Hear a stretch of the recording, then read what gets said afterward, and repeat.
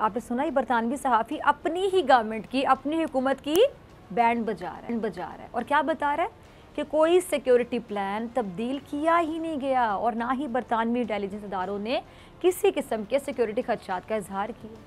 अब बरतानवी सहाफ़ी ये भी बता रहे हैं कि जी इंग्लैंड टीम को दिए जाने वाले सिक्योरिटी प्रोटोकॉल बिल्कुल शाही अंदाज के थे और बरतानवी हाई कमीशन ने भी सिक्योरिटी क्लियरेंस दे दी थी। यानी बरतानवी सहाफ़ी वाज़ेह अल्फाज में कह रहा है कि मसला सिक्योरिटी का नहीं था, मसला सिक्योरिटी का था ही नहीं, मसला सिक्योरिटी का था ही नहीं, बल्कि पैसे की खातिर इंग्लैंड ने ये दौरा मनसूख किया। अब मगरिब से ये गवाही आ गई कि अब ये जो खेल ये बाकायदा सियासत का शिकार हो गया है, यानी गेम में भी गेम होने लगी है। पैसे को उसूलों पर तरजीह दी गई है। सोचिए ज़रा, ये है हकीकत, ये है कहानी कि पैसे को तरजीह दी जा रही है उसूलों पर, यानी पाकिस्तान को डिस्टेबलाइज करने की कोशिश की जा रही है।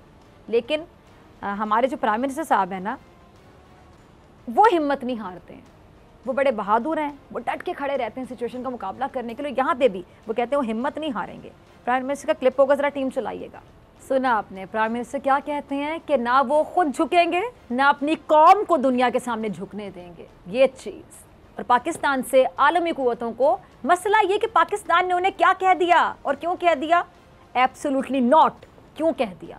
लेकिन अब जो भी हो जाए, पाकिस्तान सच पर समझौता नहीं करेगा, इज्जत पर समझौता नहीं करेगा, हक सच की बात करता रहेगा, क्योंकि चाहे जो भी हो जाए पाकिस्तान आलमी साजिशों के आगे अब कभी नहीं झुकेगा, क्योंकि अब ऐसे नहीं चलेगा।